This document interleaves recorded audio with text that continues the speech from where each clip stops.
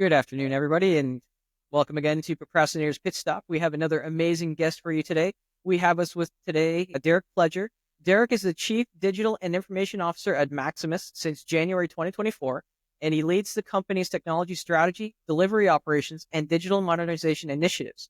Drawing on over 20 years of experience in areas like automation, cloud and edge computing, AI, and data analytics, he delivers secure digital transformation by fostering leading industry partnerships and a skilled workforce. Derrick, welcome to the show. Thanks for the intro. And of course, thanks for having me. Look forward to having this conversation with you about procrastination, something that I think is a very insidious phenomenon and it's something that affects us all. So looking forward to the dialogue. Oh, and we have a lot of things to dig into as well. But before we do like to have an icebreaker on the show. And the question for you today is, which superhero do you identify with the most and why? Hmm. Great question. Great icebreaker. I'd have to say my go-to would be Iron Man because he's broken, but even in his imperfection, he always still gets the job done. And even though he's pretty self-centered, self-absorbed, he still is in the service of people, right? In the service of, his crew that he's with, is in service of humanity. And I really like that because I'm an Army guy. Services is something that's really important to me. But I'm also imperfect. I'm also broken. And I think all of us have broken pieces of ourselves, but he pulls it together and gets the job done. So that's something I'm really a fan of. So definitely would have to say Iron Man is my go-to, Chris. I definitely like that one. Iron Man has always been a favorite of mine as well. Was it Love You 3000? Yeah, that was what it was. Yeah, I like that. I definitely like that. So Derrick, tell me, what is procrastination to you? How do you define it? And what does it mean to you personally? Good question. I think procrastination really, to me, is when you have the space and capacity to get something done, but you choose not to do so. And that, to me, a lot of people think that it's not a choice, but it's definitely a choice, right? So in my own world, there's a lot of time that I know I need to get a specific project done, or I want to get reading done, or there's a task that I want to do.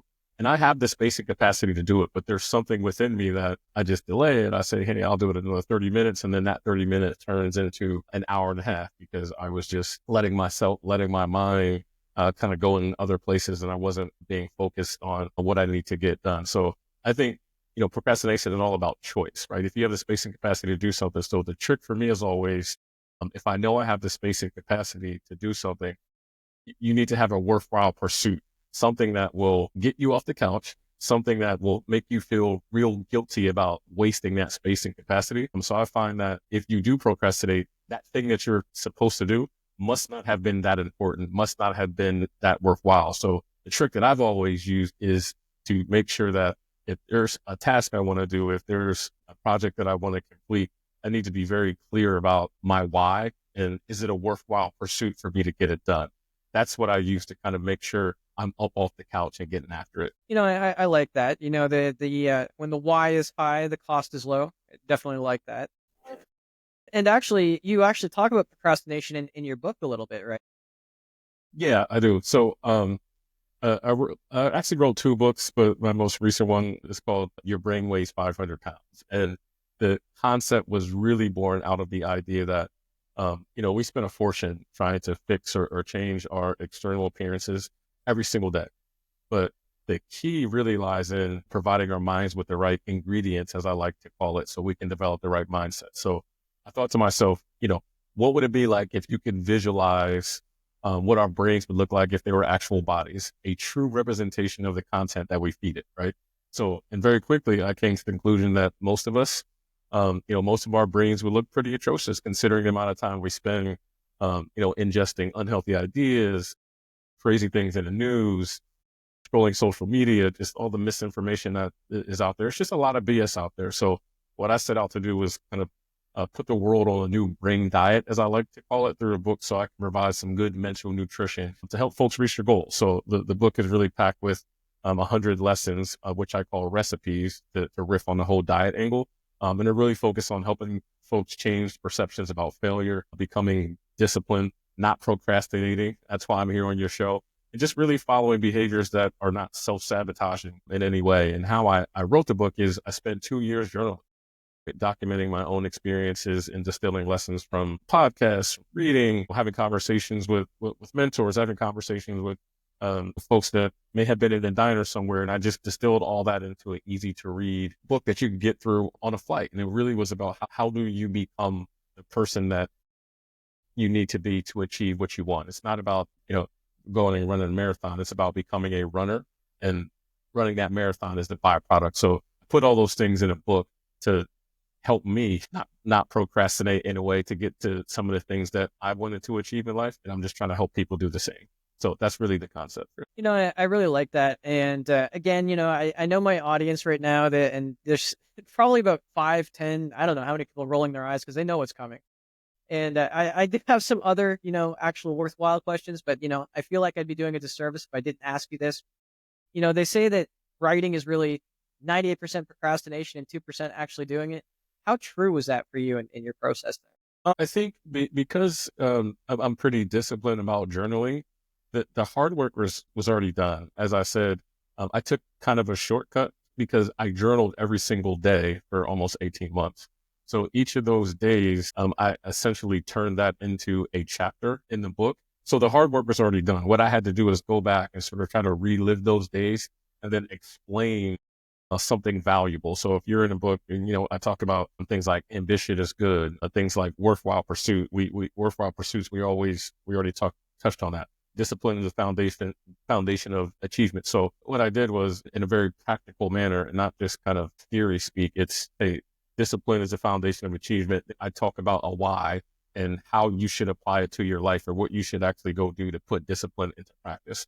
So it's not just one of those, hey, here's the formula for this, and now this is what you need to go do. It's supposed to be reflective and force you to ask hard questions about yourself. So the writing for me, the process of journaling helped, provide the foundation for writing a book. So I'm not sure if that's everyone's process, because writing a book is pretty difficult. But when you do the prep work, I say for me, it was a bit easier. That was the long part. Then it took probably maybe a month or two to distill all that down into what the actual book was. Then you go to the editing process, etc. But for me, journaling really was the core to getting the book.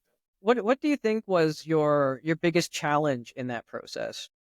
Yeah, I mean, you talked about discipline and you talked about, sitting down and journaling it. What do you think was the biggest challenge of that process? I would say when skipping a day, when I would skip a day, it really would sort of break my momentum, and it would sort of throw my days off. Like if I didn't get up, kind of set my goals down for the day, journal on sort of what I learned yesterday. I have this process that I call my daily introspection. I literally will get up, look myself in the mirror and say, did I win or lose yesterday? And what that means is that I give everything I had to be able to complete what I needed to complete? Did I do the things I needed to do for family or friends or for myself in terms of going to the gym, working out, etc.? So I find that on those days where I know that I lost the day before, it's hard. It's really difficult to kind of get back on the saddle the next day and keep going. But what I found is, just doing it anyway. That's just a part of my mantra. Do it anyway. I don't feel like writing in a journal. I do it anyway. I don't feel like going to the gym. I do it anyway. And over time, that has gotten me to the point where, bringing it back to procrastination, that it's just not something I even think about anymore, because I've trained my mind that these things are non-negotiable with me. It's not optional. You will do a thing. And I think that's one of the ways that I've been successful at beating procrastination in many cases. I like that, discipline, make it a non-negotiable. The book is really designed, as you mentioned, to make you reflect and ask yourself those questions.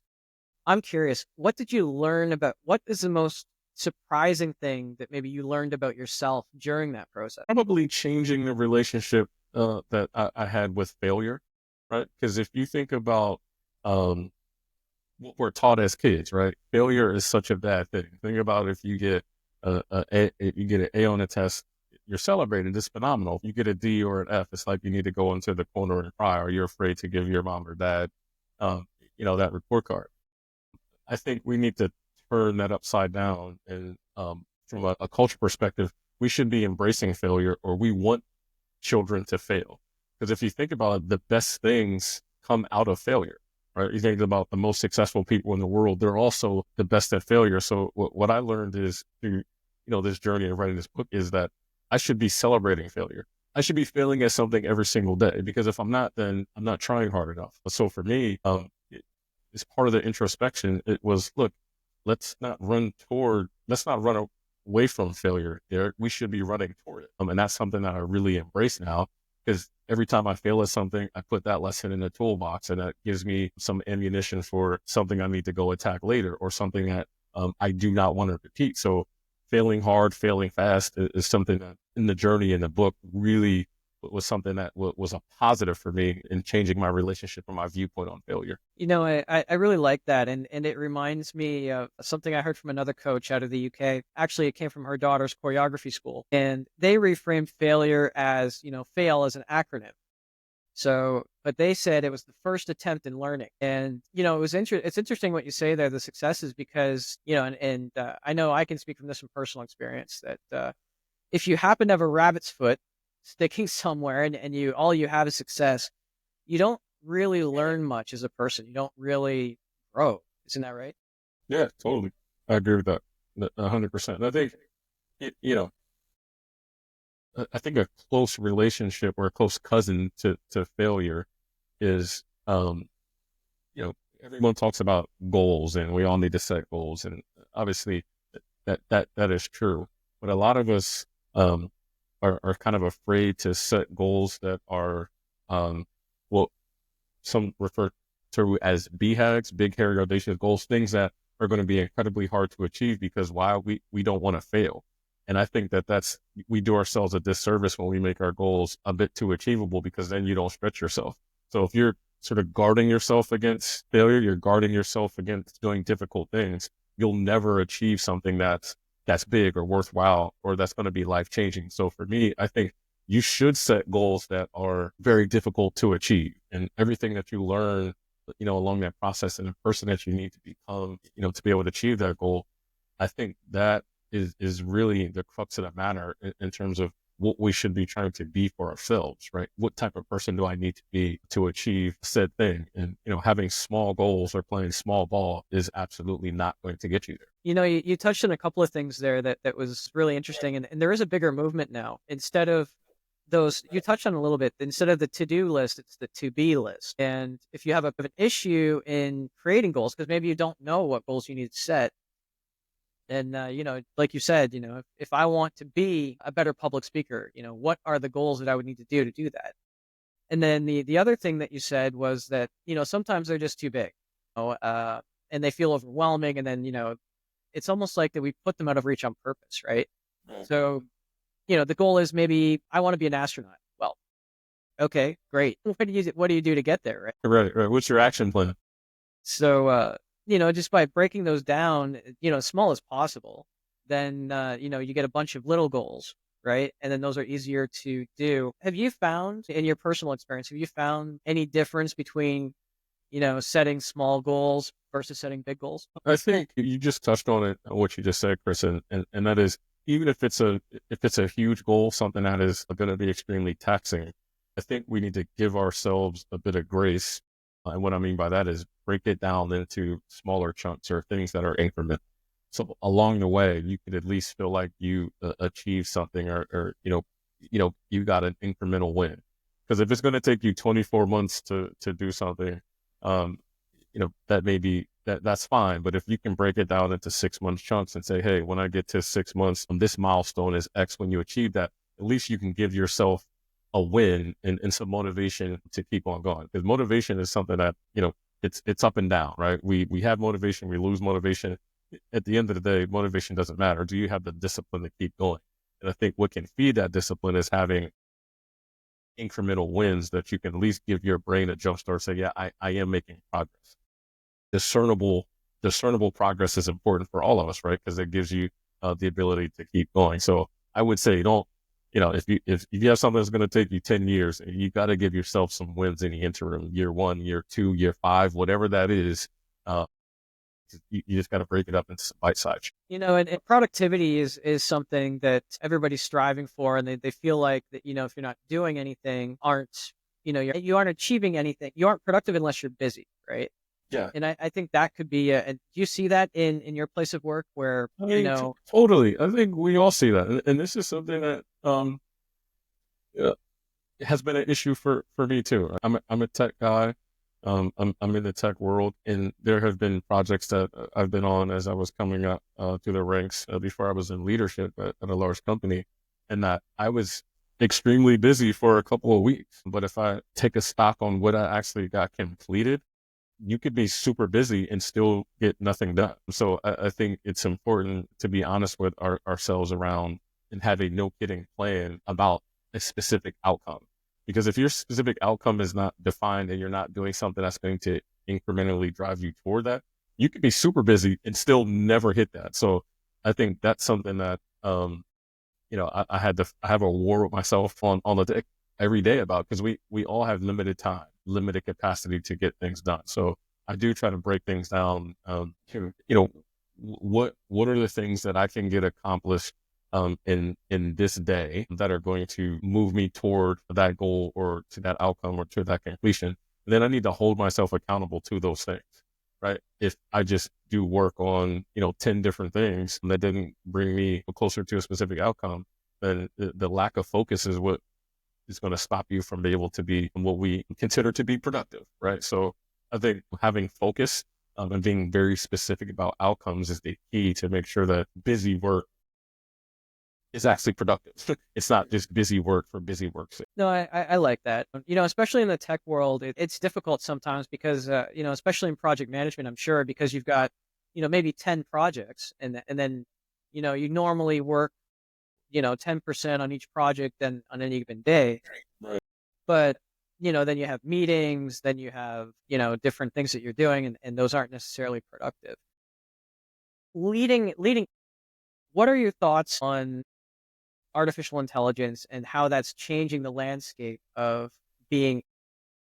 Yeah, I mean, you can never have a conversation any day of the week, at least in my world, without saying AI or Gen AI. There is a lot of, hysteria out there. Oh my God, AI is coming to take our jobs and all of that. But it's just not true. I think AI is a continuum like everything else. I think AI is a phenomenal capability because I think it's going to allow humans to be able to focus on things that are of higher value for us to be able to solve problems that have been vexing for a lot of time. So a lot of the menial work that we used to take 100 people to do using AI, it might only take 10. So those 90 could be producing the next big tech or focusing on solving another problem or curing cancer or something like that. So AI to me it's a tool, right? It's an enabler. It's something that should help lives get easier. It's not about displacement. It's not about jobs. Now, some jobs will be affected, but I think AI is a phenomenal tool and we use it every single day. In our business, because we're a paperwork heavy business, we do a lot of things around transformation in terms of enrolling individuals in benefits. So when you think about billions upon billions of documents that you need to be processed, like we no longer need humans to do that. We can use AI to transcribe 30 different documents into one or two, so a human can make a decision on. So for me, AI it's phenomenal. It's a tool. It's game changing, and I think we just need to get very clear and prescriptive about how we use AI as a tool to make better experiences, both digitally and on the consumer side for all of us. Right. So I love AI. I think it's great, and I use it every single day. My kids use it. Everyone knows about ChatGPT, but Microsoft's Copilot. There's a ton of ways that you can be more productive in life if you put AI to work. So running from it is not the answer. Learning about it and how you can apply it to your life, I think, is something that's really important. No, it is. It's a very good. It's a very very good tools out there. My thing is, this argument has existed since the beginning of time, right? Because they made the same argument with calculators when they were replacing the abacus. They made the same argument when they Yes, replaced absolutely. cash registers with, calculators or whatever. Do you think that we may be starting to? I mean, I'm definitely guilty of this. I'll be the first one to say that ChatGPT was down in Canada for Cloudflare out of Toronto was down Yeah, for right. like That 20 issue. minutes. I found myself not doing anything, which is, and I caught myself. I'm like, wow. Really? Do you think that we should be more mindful of that moving forward? Yeah, I mean, that's true. So, I can't, I'd be foolish to say, Chris, that there are no, negative or secondary, tertiary effects of AI. There could be, right? Because, it's not everything is perfect about AI. And like, there will be folks that are displaced in terms of work, especially if it's jobs that are a bit more menial or things that could be replaced by automation and things like that. If you use AI to a degree that it makes you sort of lazy or makes you procrastinate, which you are a coach of, I think that could be sort of one of the derogatory effects of it. If you are used, instead of you learning how to write and put a paper together and articulate your ideas, instead you come up with a couple bullets, throw it in chat GPT, spit out your paper, and then you go hand that in. You're not really you didn't learn anything. You use it as a tool, but you don't have the basics to be able to do what you need to do. So I do think it is a slippery slope in terms of, do you use it? So are you so dependent on it that you're sabotaging your own learning, or you're sabotaging yourself? No, man, that's a good point. It's a contrarian view that I haven't um, really confronted myself with, but I think you're spot on. Good question. What would you say is your favorite go-to productivity tool right now? Because I mean, we know that there's going to be like 20 or 30 new ones, but right now, what's the best tool for you? So what I've been using a lot is Microsoft Copilot, because you know I can go to a website, or I can have a long document or a meeting that happens, and I just use Copilot to do the transcription of the actual meeting instead of taking notes. So I used to have these long notebooks with tasks about tasks and notes for the meeting. We don't do that anymore because we're using the Microsoft Teams productivity suite. So when we get off a Teams call, the transcription automatically is done. We can send that out to everyone. Typically, we read through it. It does capture pretty much everything. Or being able to distill information, large amounts of information, into sort of the critical points that you need to take away. Because my time is so precious and I need to be able to focus on specific things. I don't have time to read a 30-page document before a meeting. I'll use a Copilot or one of the other AI tools out there to build a synopsis of it. Then I get the salient points and I'm prepared for the meeting. So being able to save time is something that's really important to me. So from a productivity perspective, it's about information, and how do I distill information down such that I can get something in 5 minutes versus spending an hour doing it. And that really has enabled me to take more control. You just mentioned when it summarizes the meeting notes, and I mean that is a really great feature. Do you think that it's now leading more credence to, that meeting could have been an email? I mean, are we going to be seeing less meetings now, maybe because of what comes out of this? Yeah, I mean, that's a phenomenal question, because I think meetings, the frequency of it or lack thereof, that's a culture thing, right? Because there are some tech companies when there's no need for meetings. Everything is in Slack. Every person just works out of Slack. Key things and decisions can be driven because people are already collaborating. Some cultures where you're in meetings from 8 a.m. to 5 p.m. and you need to get everyone in a room to get consensus before you make a decision. So I think that's a cultural thing.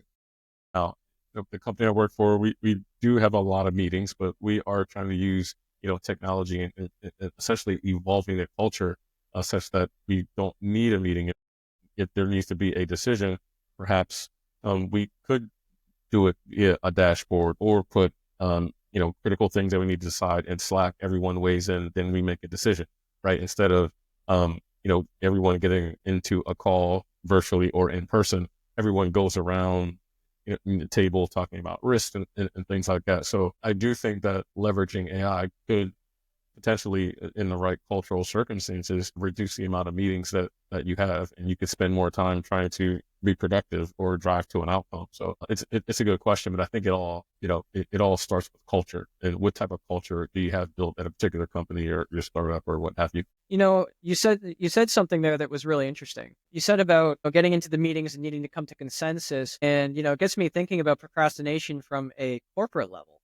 I mean, if we're sitting there and you have to have consensus from everybody, and everybody's just thinking about all the risks, how do you personally, when you look at something like that, when you're looking at, and again, we know it's culture, but where do you find the balance with, especially in tech, because it's going so fast? Yeah, between, doing risk analysis and just moving forward? sure. What we try to do within my team and more broadly across Maximus is recognize that collaboration doesn't necessarily mean consensus, right? So just to give you an example, if we need to decide if we're going to deploy a new enterprise system or if we're going to kick off a new project, and we need a couple different stakeholders to say yes. Not every stakeholder may agree, right? Some may want to use, widget X. Another person may think that widget Y is better. And what I've started to sort of culturally, was becoming pervasive around my team is that, yeah, we can collaborate, but we don't need consensus. We will be decisive and go do a thing. So if there's 10 people in the room and the plurality of those folks, maybe 4 agree on a pathway forward, and then the other 6 all have their opinions, but it's not that, we're going to move out with the 4 because we have plurality. So we're going to make that decision and be decisive. And when you try to get, on the flip side of that, Chris, if you try to get consensus of all 10, you could be in that meeting for the next 10 days and not get something figured out. So for us, it's about being decisive, making sure data supports the decision that we actually made, and then just taking action. Because the inertia is a lot of time what kills being able to drive to an outcome, because you don't even get started because you're trying to build a consensus. I think you should collaborate, but the consensus thing is something that I think in the corporate world, we take way too far. I'd rather err on the side of being decisive in getting things done, taking action, as opposed to trying to get consensus across every stakeholder that may perhaps be at the table. No, that makes a lot of sense. In your experience, is it more about, especially when there isn't consensus on, say, a project or a direction to go, is it more about, again, in your experience, is it generally more about getting it right, perfect, having the right answer, or is it more about potential risks or downsides that are considered? Yeah, I don't think it's binary. I think both of those things go into the calculus. But within my teams, one of the things that I am extreme harbinger of is any decision that we make, whether it be system-wise or initiative that we plan to do, there better be some sort of ROI or business case or analysis that substantiates why we made that decision. That's important, because if we get 2 years down the line and it's like, hey, man, this system doesn't scale or it's not working for us, we need to make a change. It's like, wait, why did we decide on this in the first place? We better be able to go 2 years back and figure out, if we do an autopsy on why we made that decision, there better be some data that supports that. If it's just sort of willy-nilly, or we didn't do the right amount of diligence to make a decision, and someone brings that type of initiative forward without the due diligence, then it's something that we just throw it off the table. So for me, it is about risk. Also for us, it's about speed. And so if we have, if there's an outcome that we need to get to, or we want to get into a certain customer space, I'm willing to take more risk if we can do something faster, such that we're able to execute within a market or execute a strategy. So I think those are the levers that always, go into the calculus in terms of how we make a decision. So it is risk, but I think speed matters. But at the crux of it all, it's all about data. What does the business case say? What does the data say about what you're trying to do? No, you won't know everything, but you should have enough data that will support and substantiate why you chose a specific direction. And actually, you segued into something really, really important too. A lot of times in procrastination, it's about decisions, right? I mean, whether it's corporate decisions, personal decisions, how do you look at decisions? I mean, when you have data points, I mean, do you set time limits on decisions, or do you just say you need the data before you make the decision, no matter how long? Yeah, it's a good question. It's a good question, because we make so many decisions every single day, consciously, subconsciously. But I think it all depends on the level and criticality of a decision, right? And I do force myself to try to understand. And I know this is kind of a cliche, but the consequences of the consequences of the consequences. But if you force yourself to do that work, that could be very informative to how you make a decision, right? Because if you make a decision, there's going to be consequences for the consequences of what you put out there, right? So I think I always try to think forward and sort of reverse engineer where I will be after I make a specific decision. And that's in my personal life as well as on the technical side of things on what I do. From the even in sort of the personal side where I try to help folks and do coaching similar to what you do. I try to implore the folks that I'm having conversations with that you need to be very crisp and clear around the consequences of your decisions, but not just those consequences, but those secondary and tertiary effects that may also result. So it's almost like a three-dimensional chess game that I play with myself to make sure that I get to the right decision. And sometimes I may make the wrong decision, but I learn, or sometimes failure may be a byproduct of that. And I'm okay with that. As we talked about earlier, I think making a decision, failing at a decision is better than being indecisive or being in a rut of indecision. Because I think indecision or lack of making a decision is one of the most self-sabotaging things that you can do to yourself. No, and I mean, you're right about that for sure. We get into, that they call it analysis paralysis, right? Or Right. but I wonder, just as you were talking there, that I wonder if maybe some of it isn't just that we're setting ourselves up for it, because there is so much data, so much information. How do you filter what's important data points and what's not important? Yeah, that's something that we all need to work on every single day. Because the amount of noise that is out there is just totally, it's ridiculous. The amount of information flow is so high, and our brains need to be able to synthesize it all, right? So how do you bring sanity to a very insane place as it comes to information? And I try to work on that every single day. But I think, one of the best ways to do that is to every single day, you don't necessarily need to write it down. This is something I do, but you should have a list of things, your critical list. What are the 3 or 4 or 5 things that you know for a fact that you need to get done today, or your day will not be complete? Write those things down, make the list, visual list in your brain or what have you. You make that social contract with yourself. And knowing that if you get to 8, 9 o'clock at night and you did not complete that list that you put out, you failed that social contract and you let yourself down. And you should feel bad about letting yourself down. So I think making promises to yourself is critically important. And that's what I try to do every single day as well. Again, that goes back into the autopsy I talked to you about. If I made promises to myself that I was going to do the 5 things, I didn't do those things. The next day when I do the autopsy about my day, that means I lost the day.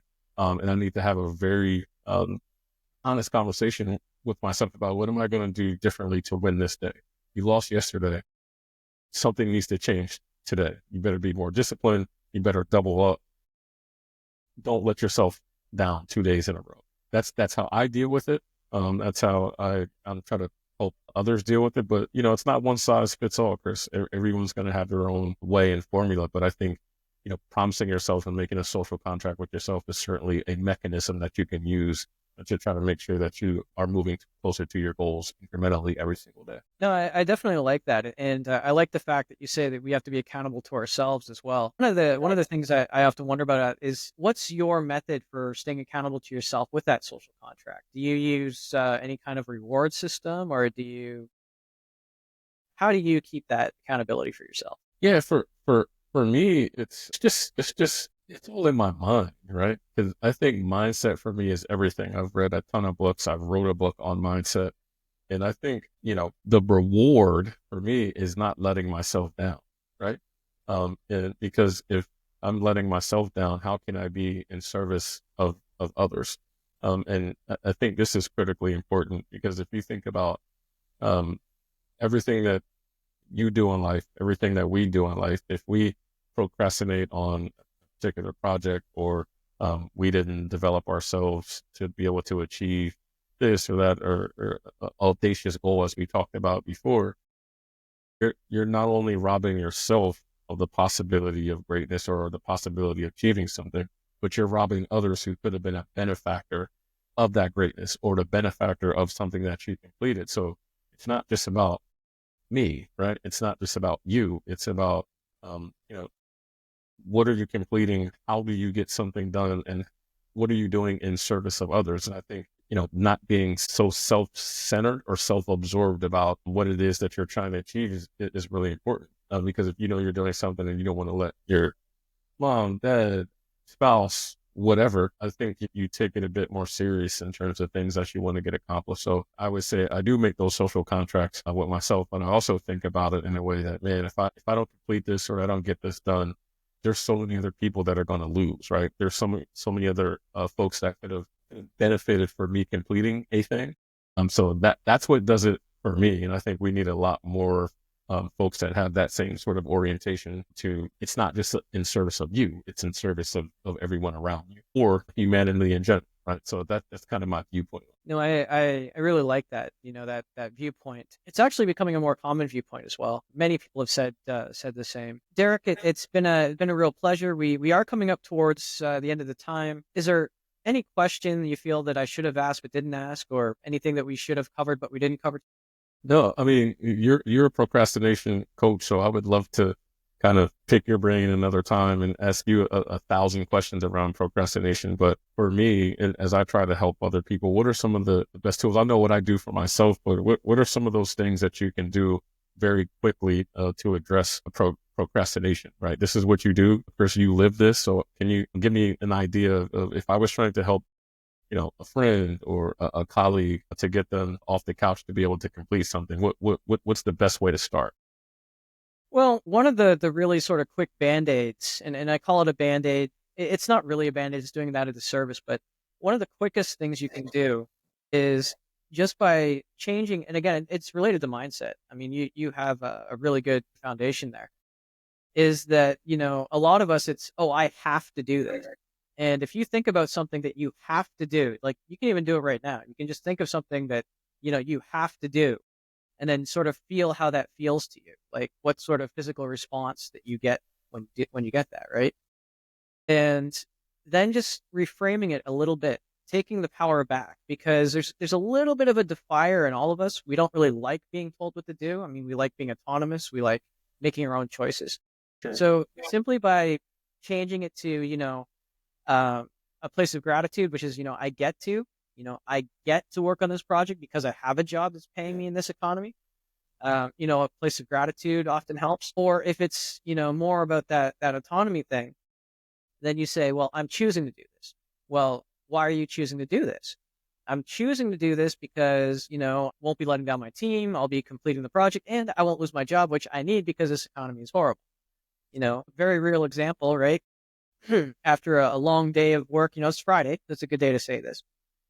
So Friday, I'll go upstairs. I'll put my butt on the couch. I'll flip to my favorite show. Just enough time I hit play, and it's like, really? You're sitting down? Why don't you do the dishes? So here I have a choice. But I say, what? I need to do I have to? I have to? I just spent all week working, and I just want one show, and no. Okay.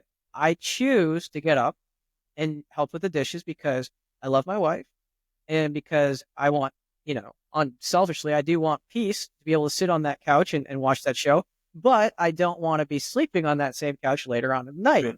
So Exactly. So I'm you choosing to do it. thought about the consequences of the consequences. Yeah. Yeah. So I'm choosing to. But Makes sense. normally, you don't have to get that far, though, right? It's just I'm choosing to. And again, because when you're choosing to do something, you're already taking that power back for you. And, in my particular case of choosing to do it out of love, which is a very powerful emotion, right? So, at the bottom of it, under the annoyance, there's that. And that's sort of the second really quick thing. If you can find the joy in doing it, something that would inspire you to do it. I don't say motivation because for me, and I know that there's many people that disagree, but for me, between motivation and inspiration, if I'm asking you your motivation, why do you want to go to the gym? Well, I don't want to be fat. Why? Well, I want to look good. Why? I want to be accepted. Why? I don't want to be alone. Boom, fear. Yeah. Right. That's the real reason. That's your yeah. love. That's the pursuit. Yes, I like that. Right. But that to me is operating at a base level that is, I mean, it gets you through, yes, but I'd rather go for, why do you want to go to the gym? Well, I want to look good. Okay. So find your inspiration. So, okay, well, what will that allow you to do in the future that's going to benefit you? Oh, well, I want to be able to, carry my own groceries when I'm night. I want to be able to, play with my grandkids on the floor and not need to, ask for somebody to help me up, right? And that's more of an inspirational side. Gotcha. It's tied more to a happy feeling. Got it.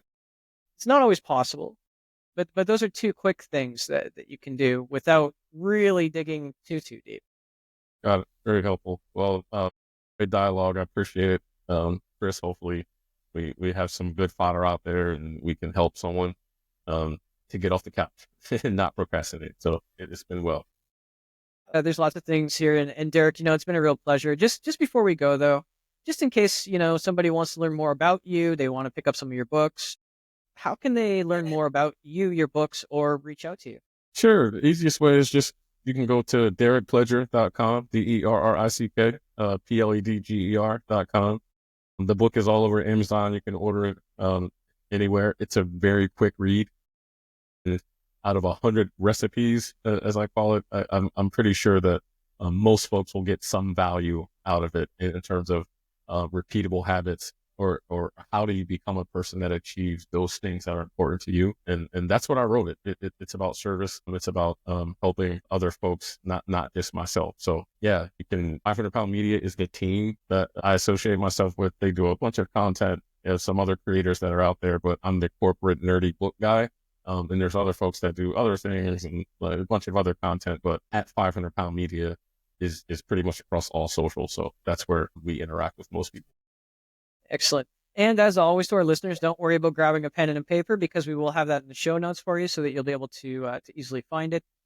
Again, Derrick, thank you so much for coming. Really appreciate your time, your insights, being in the military, your service. And to our listeners, just thank you once again for tuning in. If you can't find that motivation or inspiration for yourself today, maybe just go out and try to be that motivation, inspiration for someone else. Yeah, And totally. Yeah, I appreciate the time, Chris. This was great. Thank you. see you again next time. Yeah, take care.